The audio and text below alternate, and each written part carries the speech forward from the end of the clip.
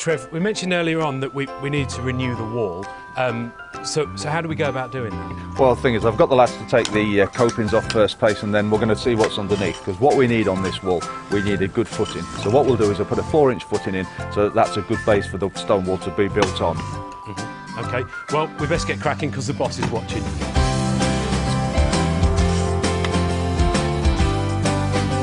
Right, so what Matt's going to do now, we need to put in a footing for the wall that's going up.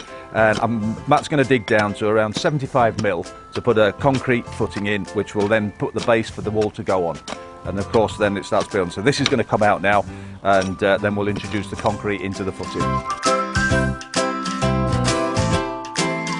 Right, so the mixed ballast is now going to go into the trench.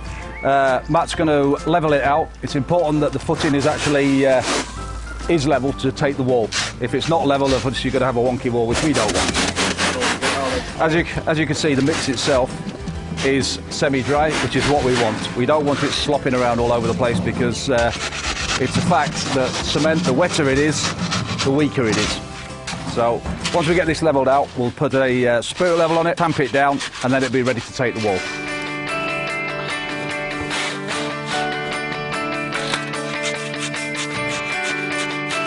As you can see, Matt now is tamping down with a spirit level to make sure that the footing is completely level, ready to accept the wall.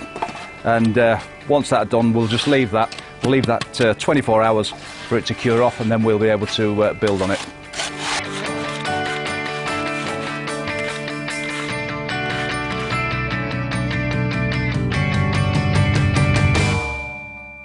As you can see, we're back here today. The sun is with us, the weather's with us, and we're really getting on to a good pace. Chris, why did you actually pick this product for this job? Well, as you know, Trev, there are hundreds of different walling products out there on the market. We've chosen Marshallite pitched face walling.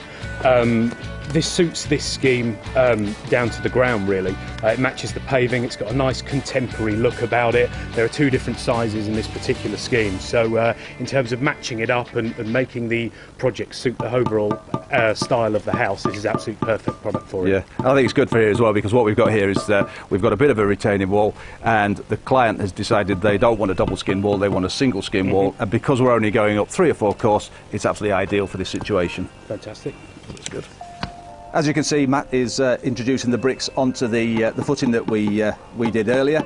That's now gone off. If you see where he's laying the bricks onto the bed, he's taking the top of the brick to the top of the line. That is what actually gives you your levels. In that incorporation of the brick, he's putting in a 10 to 12 mil joint, and he's going to incorporate that all the way through. So that way, from left to right, you're going to get it completely level all the way along without having to do a spirit level tap on every brick. String line is really important that you work to. Tap them down onto the mortar bed, keep it straight. He's putting a stream of mortar down, which will accept the block onto the top, and then just lining it through. Then he'll bring the block onto it, press it down, give a good compression, and then from there he'll just put a little fillet onto the end of the block, which will then give you your joint at the top. Again, with the string line, that is giving you your levels. Important that we actually keep the levels straight. He will put it down, tap it down to the string line, and then use the spirit level once that's all done to make sure that everything is level and on course. Right, what Matt's going to do now is introduce the coping. He's going to wet the back of it. The reason for that is, what we don't want is the moisture to be drawn out of the mortar and into the stone, so it will stay solid and keen to the wall. There you go, introducing it onto the wall. Now going to tap it down, and what he'll do then is just make sure that everything's level on top. So he'll get his spirit level, run it across the top of the wall, make sure everything is level from far right to far left. Job done, looks beautiful.